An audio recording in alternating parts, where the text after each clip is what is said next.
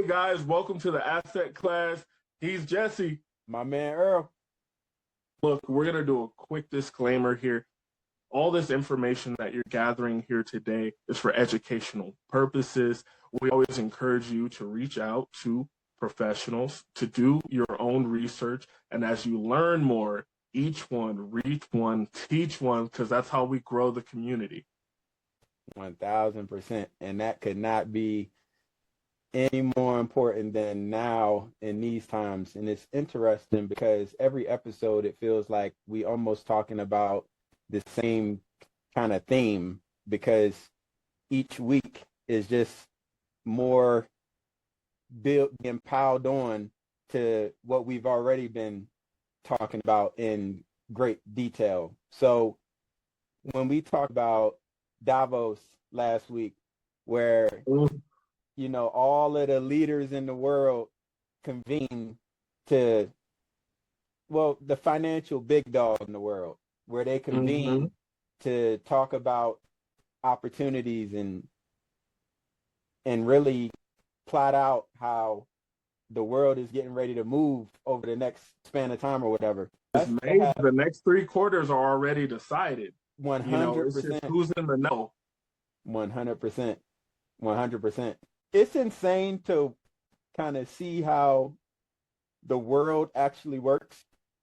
When I was in the military, I had my view of the world at that time, and obviously that was shaped by the role that I was in, wearing the uniform. And I thought my perspective was bigger because I was getting exposed to different things that are happening in the world. Like, I was actually being deployed to these locations and seeing different things, living in Germany and all kinds of stuff.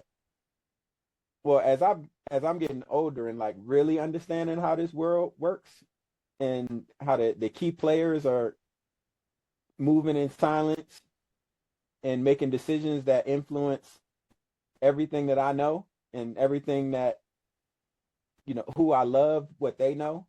Like, these are the real big dogs. When they talk, shit happens.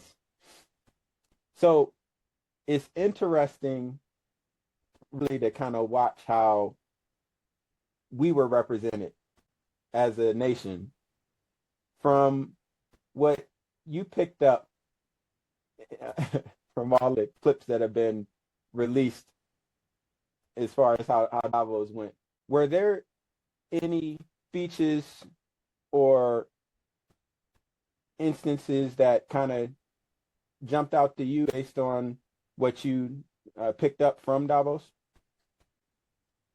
The biggest takeaway I have from Davos is that no matter what is said, what's put in the press, at the end of the day, nations want to make money. So regardless of what people said in the press about President Trump, about the administration, about tariffs and foreign domestic policy, when there is an opportunity to smooth things over, even if it's only smoothed over for 2 weeks, because we never really know what's going on with this administration. It moves and meanders unlike anything we've seen in American history. When the opportunity to say, hey, we would still like to work as a collective and we would love to make money together. The United States is still the largest consumer base in the world, at least for now. Very soon, that is going to be Mother Africa, and her many nations is going to be the #1 consumer on the planet. But for today, it is North America.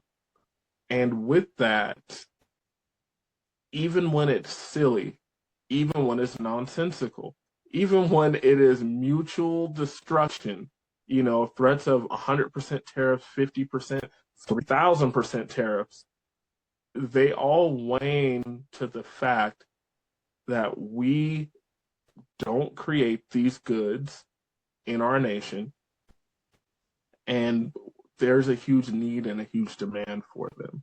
So I saw a softening between all the different nations where things were extremely tense a month ago, or maybe they just wanted us to think it was extremely tense. Like, if I'm putting my Ian hat on right now, It's like, okay, if we put it in chat right now, which stocks had the most float during these time of fear? What did BlackRock buy? What did BlackRock just buy? What did State Street just buy? What did Berkshire Hathaway just do? So there are many different layers upon these games that we're playing. Of course, we're talking about personal finance and small business finance and business growth. But outside of our micro economies, there are macro games being played for trillions of dollars. 100%. So we spoke about this a few weeks ago as far as, supply chains being disrupted by all of the conversations. I think what really stands out to me the most from the entire Davos week is I don't know how we as a country can maintain our position in the world by maintaining a kind of bully stance on the world stage and just being flat out wrong. Like Loud and wrong. That's what we say in my household. bruh. And the reason that I keep bringing it up on this program is because we as a people, as American people, as the American people, bruh, if we are not paying attention to what is going on in the world, we are all in this thing together. So as there's turmoil going on across the water, that will find its way back to the United States and influence the United States in significant, profound ways. So what's ahead of us is for those ripple effects to completely wipe us out down the road because we were not paying attention to what's going on in the world, or we are paying attention, we see the chess pieces being moved on the board, we understand what's happening and what opportunities are potentially being created as a result of it, and we're able to move accordingly. So between the Prime Minister of Canada, Mark Carney, getting up there and alluding to the changing of the world order and traveling to China to establish trade agreements, which are then resulting in tariffs being applied, all of this stuff has a direct effect on our way of life, because the reality is for a lot of the goods that we consume as Americans, we don't produce those things. We don't. As the US dollar is losing its value, the US dollar is losing its value, it's being challenged for its spot as the reserve currency. You got all these other, with the Bitcoins and all of the digital, in the digital space, as far as, the tokenization of everything. There are all of these different factors at play right now that are, again, going to have profound effects on what life looks like in the future. Like, I'm structuring my business under the understanding that the US dollar could collapse. Like, historically, when you look at all of the things that have led up to where we currently are economically as a nation, this has happened historically. This is not nothing new. Like, currencies have crashed, dynasties have folded. I don't know how close or far that we are away from anything like that potentially happening, but again, as I'm looking at the world, I know that there's a lot of instability. So to have a strategy that accommodates for how the world has functioned in the past would be short-sighted and irresponsible as a business owner. So, when you mention there, and all of this stuff ties together, how the motherland is going to increase its stature as a consumer in the world economy. Yeah, and the motherland is growing as a consumer and a producer, because we have to think about it. Africa is the only continent that has never needed to import anything. It has every natural resource that we need for this modern world, whether that's lithium, whether it's oil, steel, gold, precious jewels. It's all there. But what they didn't have was infrastructure to capitalize on it, and they didn't have equity in the natural resources that were around them. They also did not have a way to collaborate and create wealth together. And as that's falling, and we see different countries coming together to say, hey, I don't give a damn what France says, we're doing business together. And if they want smoke, we want smoke. We're sovereign. And it is a powerful thing to see. These people raising up and taking what's rightfully theirs, because it's been taken for so many years. Yeah, I used to wonder as a kid, I'm like, man, England and France and Spain and Portugal are really small. How are they so powerful? And it's like, now I get why colonizing was so important, because they didn't have the natural resources that they needed. They didn't have the type of human capital they needed that were masters at farming, where, we can look in text and we can go back thousands of years where people have been sought out from the area of Senegal, from Nairobi, from Nigeria, because they could bring dead soil back to life. And that was a big reason why the Atlantic slave trade happened, because they knew these people were masters at tilling up land and working any type of soil. So 2/3 went to Brazil, 1/3 went to the Americas and the West Indies. We all cousins. It was just different boat rides. Right.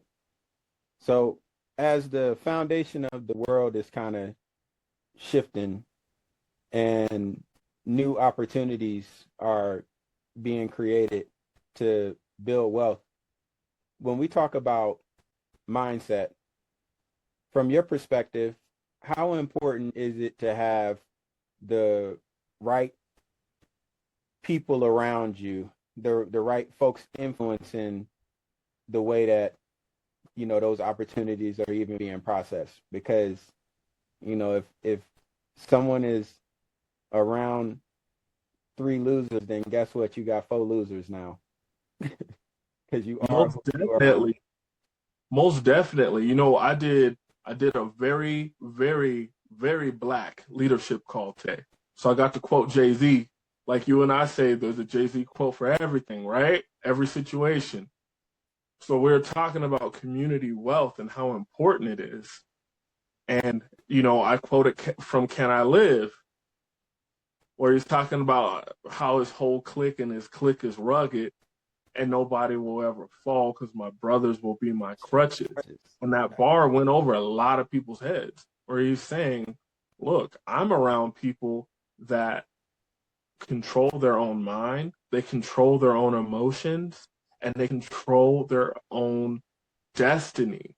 They have equity in what they do. And if I ever fall on hard times, I have brothers that I could lean on, where I could use my mind, my drive, and their enterprise to get back and more. And that's needed in entrepreneurship. The only reason I'm having success now is because, boy, I have hit the dirt so hard. In the past, it's a part of entrepreneurship. And that's how people very quickly find out if it's for you or not. Same thing, in the South, we say about football. You have those 2 days in the hot sun. It turned a lot of big boys into basketball players. Was like, bro, you are 6'7", 290. Why are you playing basketball? Shoe, it's AC in here. I hear you. So with that mindset piece, we always have to begin with the end at mind. If you are taking advice If you are taking constructive criticism from someone who's never constructed anything, what are you doing? You're moving off of hypotheses, and we're going to touch on this later, but it's like the people that are trying to apply Machiavellian principles while working at King Supers. It's like, that's not how that works. You need to work yourself into a more leveraged position before you can even think about those kind of things. You have the absolute worst mindset for what you have going on. But it's counterintuitive to the tribal man. If we think, a lot of times I get clarity from why people do things by looking back and thinking about, okay, if we were in a tribe and we're a small community, the only people that I ever get exposed to are the people that I know best. So my knowledge is very limited, but it can be safer. Versus we have this multitude of people from all over the world, different languages translated. We have the accords and thoughts from people thousands of years ago is completely different. So it's a little bit harder to gauge what information to take. So we go back to our tribal mind and we listen to the people closest around us. And that's okay if they're winners. If you are around people who are building lives that echo what you want your life, how you want your life to make sounds, how you want to play your music, then you're in a great position. If you're like most people, like myself, I did not have that. I didn't grow up wanting to be like people. I grew up around a bunch of people I didn't want to be like. So, with that, you are the master at combining the inner business strategy with mindset. Like, you are the bulldog Tony Robbins. How do you feel like you got here as a person? On that journey, we talk about it all the time, putting the time in, putting the years in. But what does that feel like? What did that look like for you to get to where you are now? Man, I think it starts just from being a natural contrarian. When I think back to when I went through grade school, I was never good in school. Like, my grades were terrible. You know what I'm saying? Like, I was not a good student at all. And it took me getting into my adult years to understand the source of that. Like, I learned differently. So the way that I learn, like, I'm constantly challenging the status quo. And that's just like naturally who I've been. So it influences my mindset significantly because I can't just process status quo as it is. My mind don't work that way. Just because it's been that way don't mean that it has to be that way. So, like, that's a huge part of it. If my mindset were not what it has always been, then I would have stayed in the military and retired out. Mm-hmm. My entire existence has been going against the grain and figuring it out. If it don't sit well in my spirit, I got to challenge it. And in that, it's put me in space to amass a lot of different experiences because being that contrarian that, got to figure it out in order to, make things move. It's just what comes along with it. Now, to that point, one of the things that's so interesting about my contrarian mindset, the nature of who I am as an individual. So I was late coming to film tonight, and it was because one of my client meetings ran over. Because when we're looking at the financials from the beginning of the year to now, we are below where we need to be in order to hit our 21% growth plan for the year. And if we don't get our sales piece really tightened up, then that 21% goal is just going to be a shot in the dark that, it's never going to come to fruition. Well, as we're having that conversation, that led to, well, it's like, look, man, the phone is ringing crazy. We got more work than we can shake a stick at. Our one master technician worked 70 hours last week, and we don't have nobody else. Like, it's no way that we can bring in more sales with the extreme bottleneck that we're having right now. Like, it's insane. So given that they are in the trades industry, sourcing quality candidates in the trades world is interesting because a lot of the talented folks are already put up. Like, they already got jobs that have decent pay and benefits, or they're getting ready to retire. They you know what I mean? Like, the real experienced people, the experienced electricians, the experienced plumbers, the experienced HVAC technicians, the experienced carpenters. A lot of those folks, again, if they're experienced and they're good, like actually good at what they do, it's a tough market to find the experience. Well, my client was telling me about the interviewing process for a few candidates recently. And as we were talking about these 4 candidates, 3 of them were horror stories. And the other, all of the markers were hit during the interview, but the challenge was that particular technician every other week can only work 30 hours because that technician has their son every other week.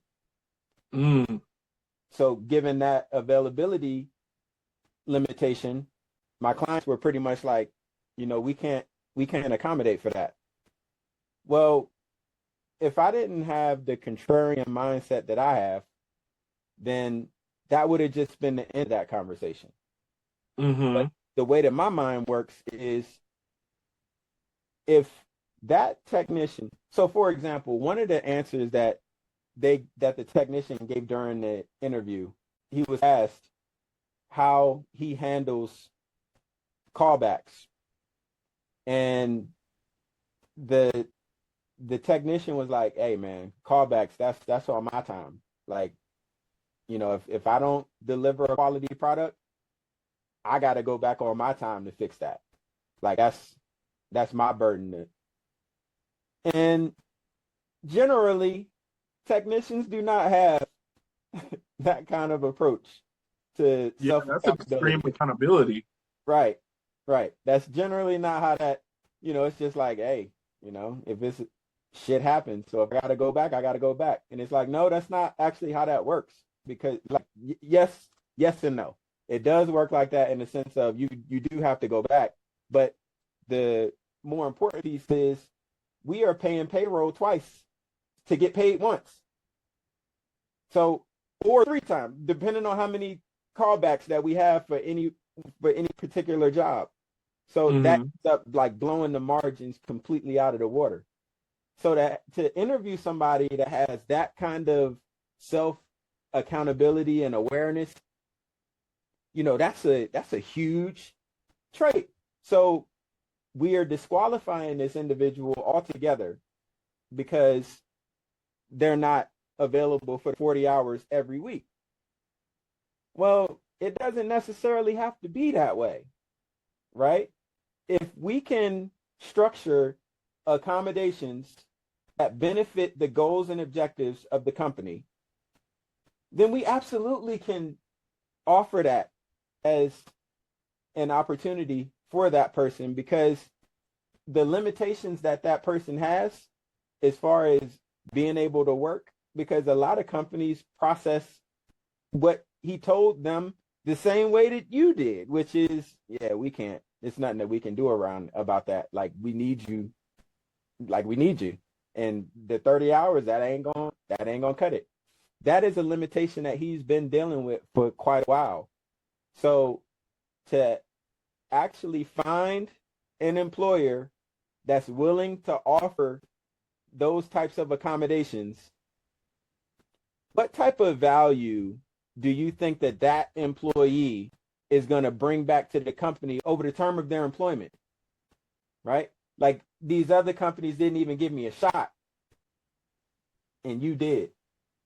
So when you structure the deal the right way to say, you know, we got you on a tight 90-day probation where this is the box that we need you to operate in. This is what the first 7 days looks like. We need to see these things from you in the first 7 days. These are the things we need to see from you in the first 30 days. These are the things that we need to see from you in the first 60 days. And these are the things that we need to see collectively over your 90-day onboarding period. And we will be having regular feedback conversations about your overall performance in all of these key areas, from how well that you're able to lead yourself, to how well that you are able to lead others, to how well that you're able to actually get the job done in an efficient manner without jeopardizing quality. Like, these are all of the standards that we're going to be very, tight on, measuring. Like, we need to see 80% productivity when it comes to when we plan jobs and we actually get those jobs completed. If you are willing to commit to operate within that box, we'll give you the opportunity. We just got to make this opportunity advantageous to our company. And again, that's all mindset stuff. Whereas my clients had a limitation in their mindset before we spoke.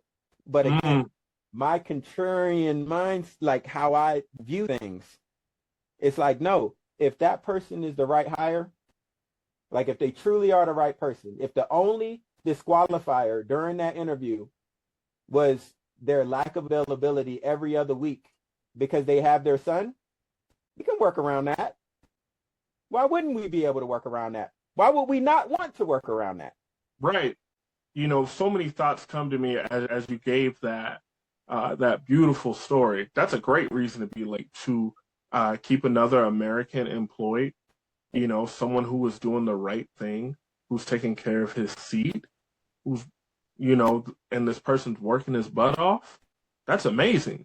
And kudos to you for having that mindset, which I also have myself.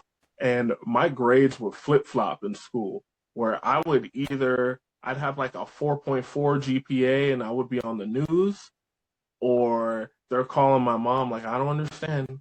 He's really smart, but I just had no interest in the subject because it was so flat. It lacked depth to me, so I would get bored. And, there's a great Robert Kiyosaki book. It is called Why A students work for C students and B students work at the government. And he talks about the different mindsets that come with this, Prussian teaching model that we have here in the United States, where a lot of things that we misconstrue as intelligence is obedience. And not too many people like to hear that, because intelligence is really the speed and ability that you can adapt to something new and different, how you can absorb the information. It doesn't necessarily mean you need to absorb it quickly. A lot of the most brilliant chemists that I've ever met in my life, the only class that they didn't get an A in college was chemistry. So they became a chemist.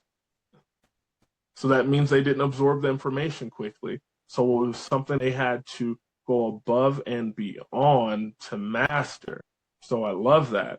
And everything that you said perfectly segues into, alignment, which I think is key and pivotal in whatever you're doing. We have to make sure that the goals that you're setting, your daily habits, and your standards, introspection, and reflection on what you're doing all line up. Goals are not powerful without standards and habits. Everybody has the same goals for the most part. We want to be fruitful as far as capital and money. We would like to be healthy and have nice bodies, whatever that looks like to us. Some people want to be thinner. Some people want to be thick. Like thick is in right now. People want to be thick. Some people want to be powerful. Some people want to be whatever. Having the goal itself doesn't mean anything. You know, I was talking to a gal that I mentor today, and I asked her how her dials went. She's dialing her leads. She's building her book of business. She's becoming a professional. She's looking to go from part-time to full-time. And that's the process I take my people through. Other people are like, oh, I'll just pay for everything for you and whatnot. But then they don't develop the entrepreneurial mindset. So it's like you're in a business, but you're not an entrepreneur. You're a worker. You're calling me, asking me to do things where the entrepreneur said, hey, I got this and this and this done. Do you have any feedback for how I could do this better or any opportunities that I missed out on? What do you think about this and this and this? I want them to be an entrepreneur and a problem solver. So today she made her dials. She made a few hundred dials today, and she made 2 sales, which is awesome.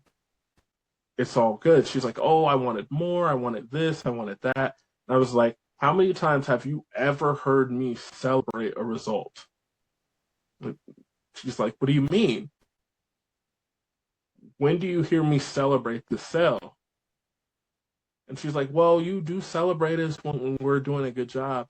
And I was like, I celebrate you guys when you make the dials, when you go to the networking events, when you do your CEs, when you're going out here and you're getting extra education to enhance yourself. We celebrate the disciplines because we can't control the results. If we could choose the result, everyone would just say, okay, cool. I am abundant. I have a 6-pack and I got an 8-figure bank account. I have someone who loves me. Everyone in my family is healthy and the world is at peace. It's beautiful. But we can't do that. So what we have to do is make sure we set a standard, because if it's worth doing any day, it's worth doing every day. So that's why I think alignment is so powerful. When you look at someone and their morals and their movement lines up together, that's a dangerous person. Where they're saying, this is what I believe. You see how they treat others. You see the standard that they hold on themselves. And you see that it's tied into their motivation to keep it going. Boy, that's a dangerous person. And I don't say dangerous in a bad way, like they're going to cause harm. They are dangerous because most people are useless. This is a useful person that is channeling their energy into something that means something to them. And that meaning has significance because that person gave it significance, not because it was given or requested from someone else. So when we think about alignment, like, you know, you guys always hear me talking about alignment of tax planning with personal wealth, with business growth, with estate planning, because when every single dollar you have in your plan is aligned, your dollars work for your best interest, and that pays the best dividend. Whereas when they're not aligned, they're fighting each other. When you think about alignment in being a business coach and being a father, being a strong Black man, what is the weight of alignment to you in your mind? Right. Under the guise that you set forth there is everything. You know, a big piece of my drive is being intentional and like actually having goals that I'm working toward. Because when setbacks occur, which they always will occur, Mm-hmm. when that why isn't like concretely identified and just like truly cemented, then it's very easy to kind of get moved off of one's square as the different trials and tribulations happen in life. So, you know, those goals, having goals are absolutely critical. But I think even more important than having those goals are having the discipline and resilience to stick to them. Because Mm-hmm. when those unplanned things do happen, like, how are you going to adjust and remain on task? How do you ensure that there's a standard maintained? Because a lot of folks do not have enough self-awareness to introspectively assess their own shortcomings and make the necessary adjustments in order to achieve whatever goals or aspirations that they may have.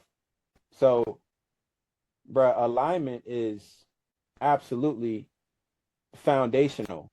Now, I do want to rewind back to a piece that you mentioned there that, I mean, it just jumped out at me.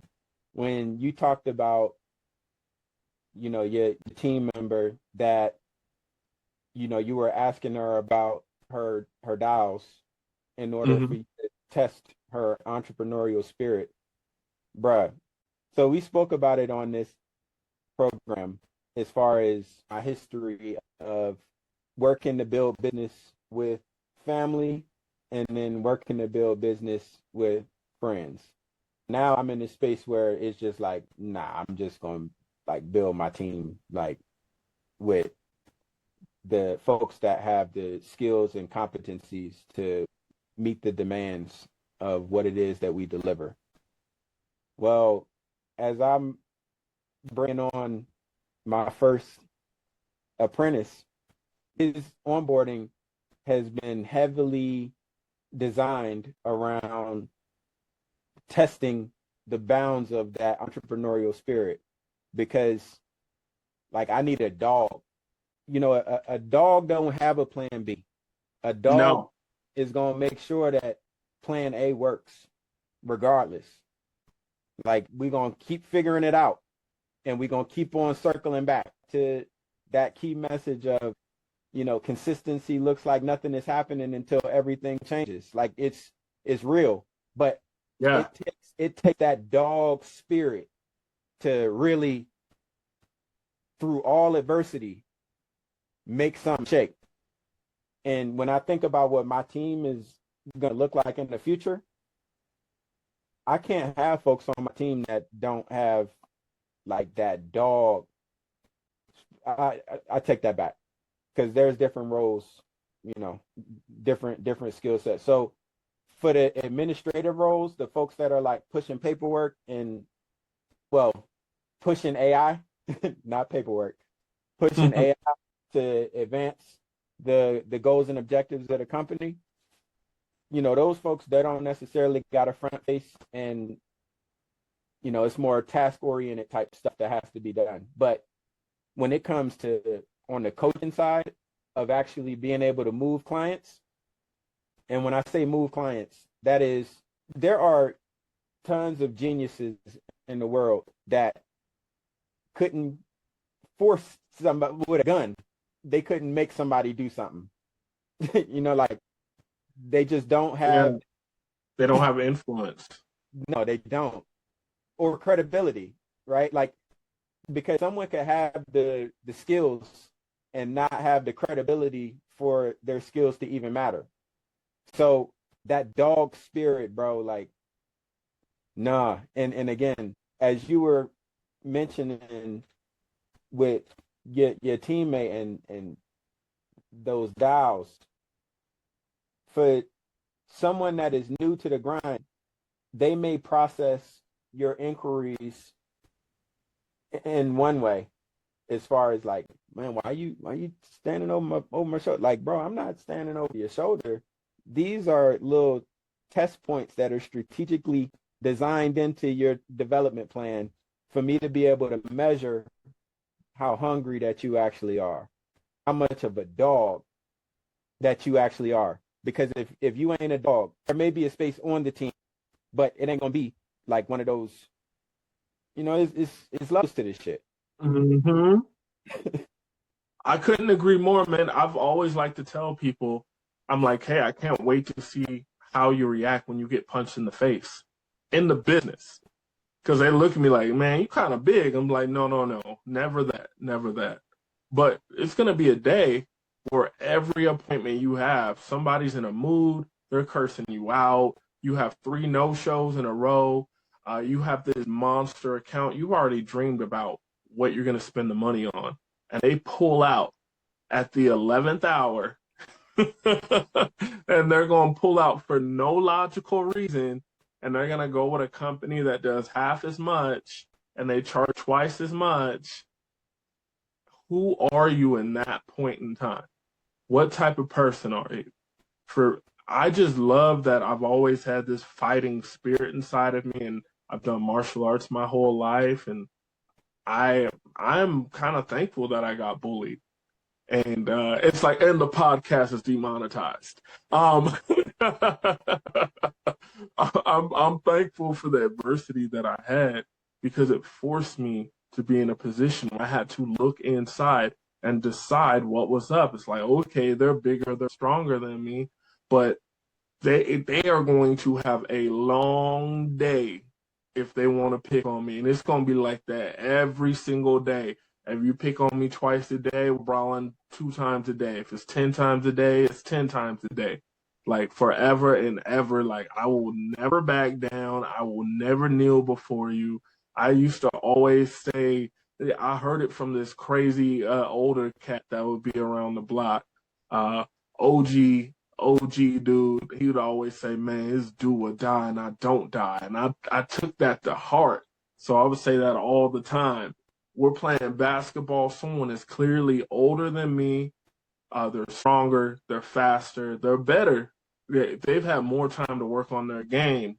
We're playing again and again and again until I beat you, until I figure you out, until I can compete with you. And whether it was that, video games, whatever. So I look at it the same way, where I remember when I was in the travel space, I had a mentor who was wise beyond his years, still do business with him. Super smart guy. He's a year younger than me, which is wise beyond his years. And this guy, I told him, I was like, I think I'm ready to start doing my own meetings. Will you train me how to do them? And he was like, you are ready to do your own meetings. And no, I won't train you. So he gave me the PowerPoint. He said, hey, do 5 meetings a day for the next 6 weeks, and you'll be good to go. And I was like, okay, is this just a test? Like, I'm going to do this, and then he's going to train me? Man, I'm taking these L's. I'm doing 5 meetings a day, and these are warm market people. So these are people that I met. So I went out and got 10 phone numbers every single day, and I called these people and invited them to coffee. So we're talking about, like, I'm going out, meeting the people, making the connection, then bringing them to the presentation just for them to curve me as hard as humanly possible to my face and take that L with a smile and keep it pushing. So I remember I went through 5 of the 6 weeks, straight no's. And I'm reading this book called Go for No, and it's got me hyped. And you know, I am like that typical high school player that's like, come on, man, pain is glory more. So I'm just going harder. And I get to week 6, and every single person said yes. I kid you not. Like my first 10 meetings, 10 people in a row all hopped on the plan. And it was funny because I got myself so jacked up about going for no, because no's pay you more than yeses. If you've been around the business game, you already know what I'm talking about. If not, go read that book, Go for No. I promise you it will make sense. This is not a Jedi mind trick. And I was getting pissed. I was like, nobody will tell me no. So I started going even faster. And then that month, I ended up breaking a record. I ended up making 32 sales from War Market. And then, you know, I see that mentor, and he was like, you see why I didn't train you? And we just laughed. Consistency looks like nothing is happening until everything changes. Exactly. Again, big facts. Big facts. Bro, Man. you have to make the numbers your friends. The law of large numbers says that once we have a sample size big enough that we can see trends, And if you are a person who is half decent at what you're doing and you have a half decent product and people don't hate you, you are going to have a certain closing ratio.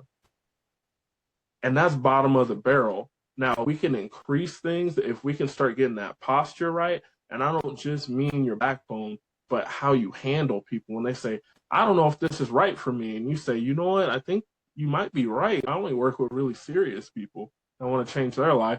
This might not be for you. There's a lot of people on Facebook to reach out. And you get, whoa, whoa, whoa.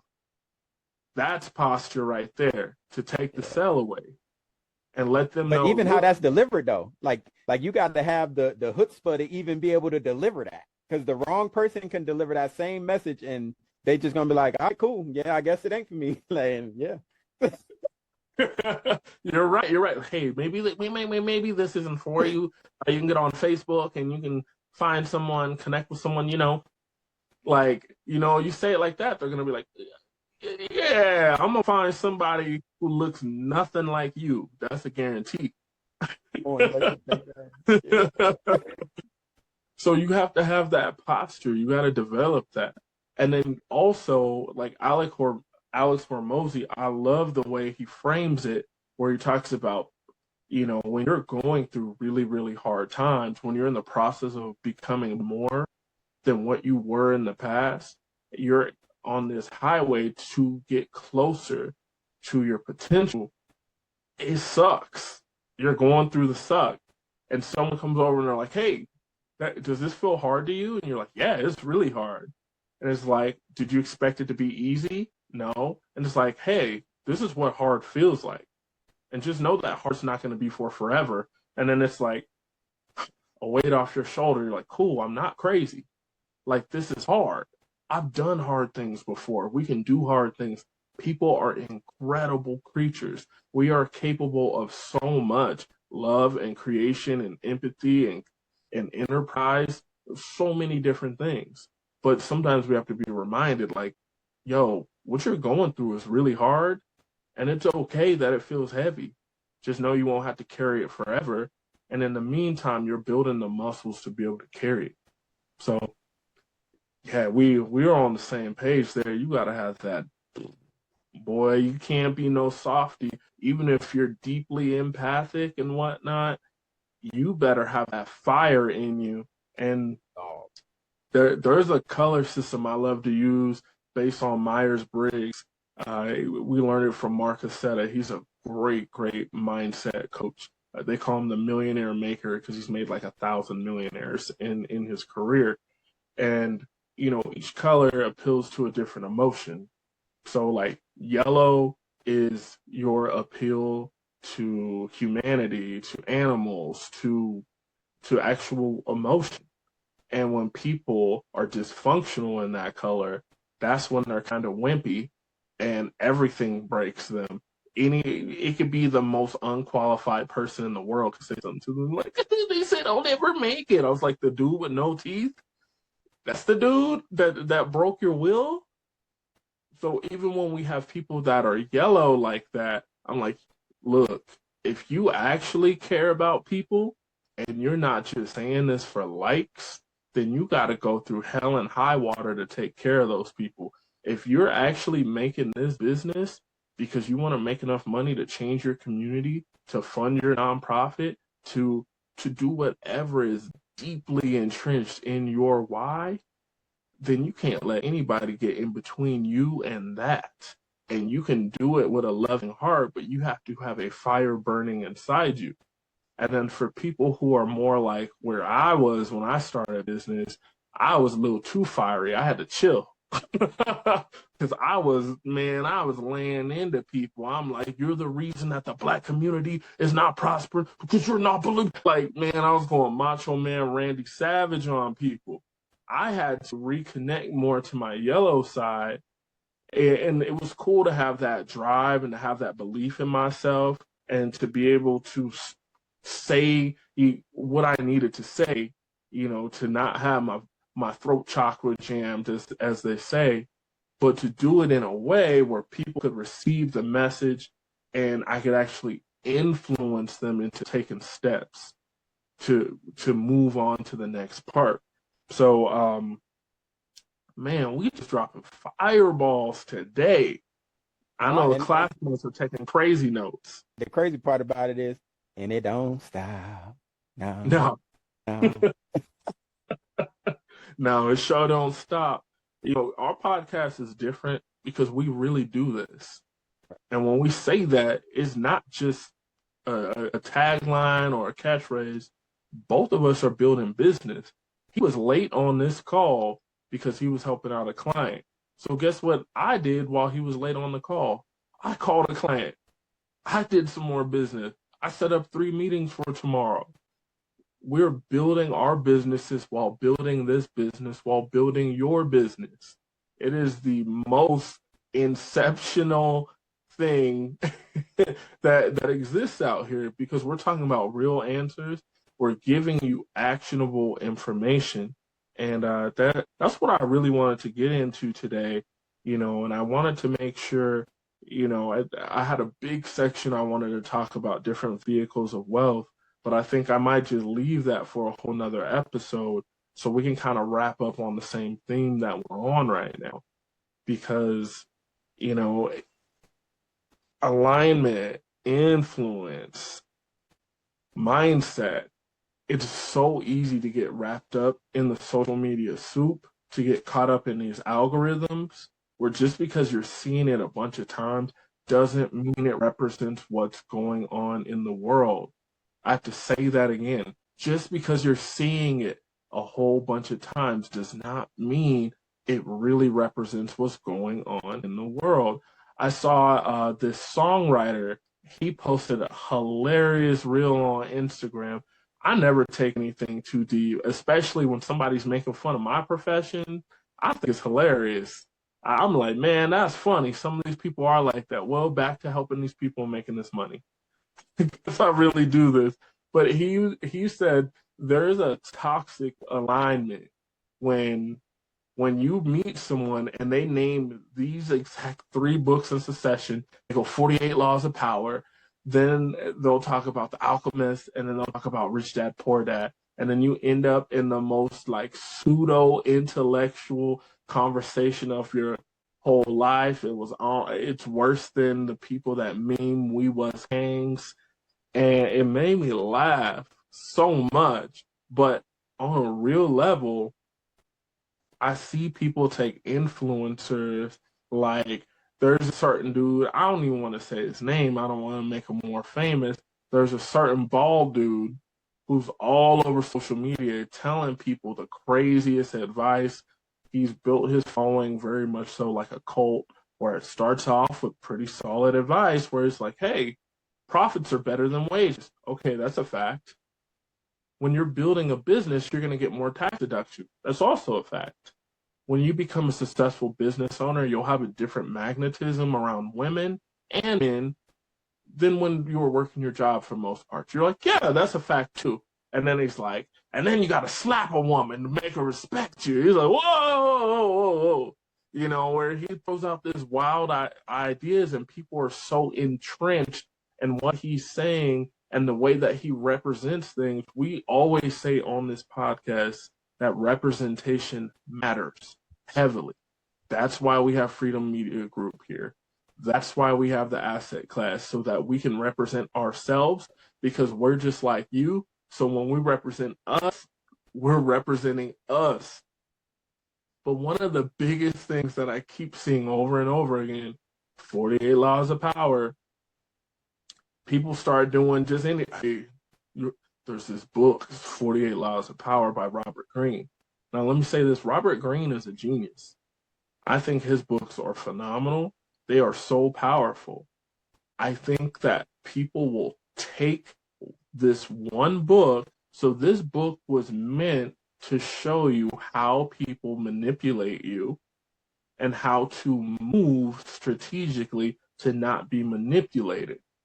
Where a lot of people will take this book and they want to start applying Machiavellian principles on everybody that works at Taco Bell. Like, dog, what is you doing? Are you trying to be the taco lord? Like, are you going to have all the Taco Bells ringing? it doesn't even make sense. It doesn't align with your goals. What people really need to be reading from him is something like Mastery, where you can learn about what it takes in the inner workings to become world class at what matters to you. You know, a lot of people will bring up Malcolm G. Gladwell, 10,000 Hours.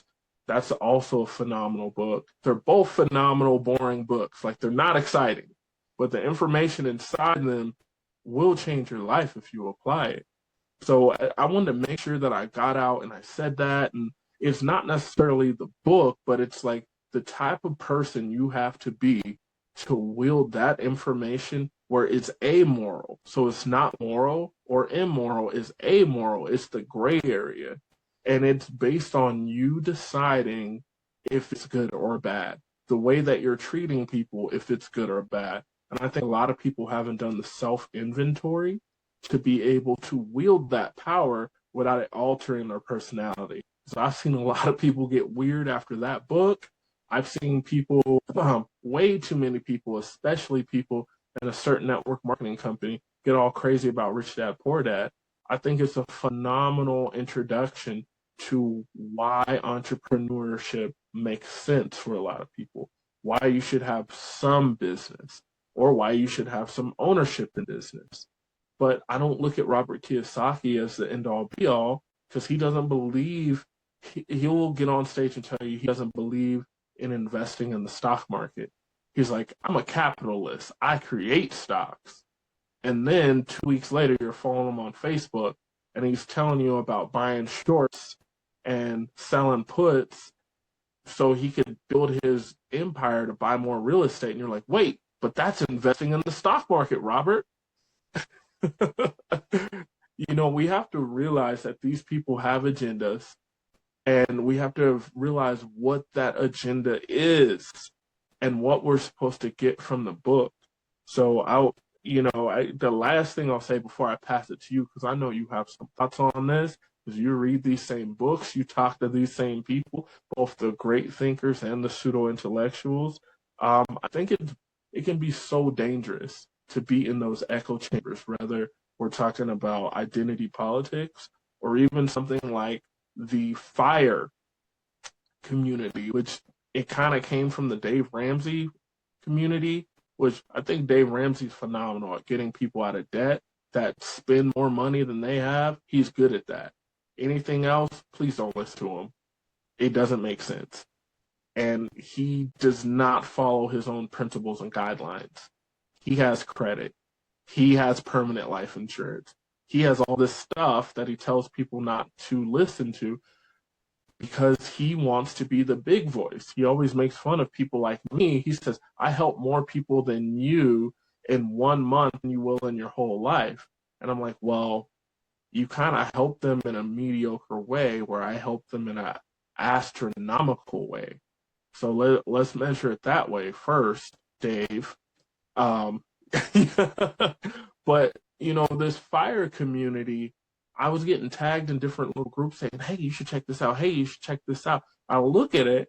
They are telling people to get rid of their permanent life insurance, to not worry about passing legacy forward, but to get their bills as low as possible and to hyper fund their retirement so they could retire at like 55 and live on a super, super small income, but say that you're retired at 55 and you're not working.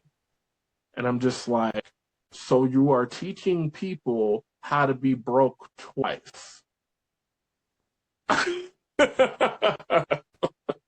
Like, tell me if I'm wrong. If I have to live my whole life where every single nickel, penny, and dime is pushed into retirement so I can retire early, but my early retirement money is actually pretty small, so I can only live off a tiny amount of money, but I don't have a job? Huh? That's why when we talk about holistic wealth planning, it is not necessarily a number, because most of the super successful people I know will never retire, but they're financially free. They have enough money coming in every single month for forever where they would never have to work. So they get to work on the things that matter most to them. But I would love, Jesse, to be able to get, some of your perspective on, whether it's some of these Instagram, TikTok people, or even the books, the 48 Laws of Power, Rich Dad, Poor Dad, that kind of stuff. I think that it all ties back to the central theme of mindset and the resources that we tap into in order to expand and grow our mindsets. Because although I referenced earlier in the program how I have like the natural spirit of a contrarian, along the way, I've been very intentional about putting myself in spaces and places to challenge my orthodox and to grow and evolve as a result of it. So yeah, I think it all ties back to that key theme and what it is that we're doing as people to constantly challenge ourselves to grow and evolve, rather that be through the various social media resources and what's going on social media, or if it's books or what have you. Just not being comfortable, not being complacent, continuing to be intentional, having standards and the self-reflection to understand when necessary adjustments need to be made for the greater good. So to kind of summarize everything up and put a nice little pretty bow on all of this, these are not the times to allow ourselves to be distracted from the noise.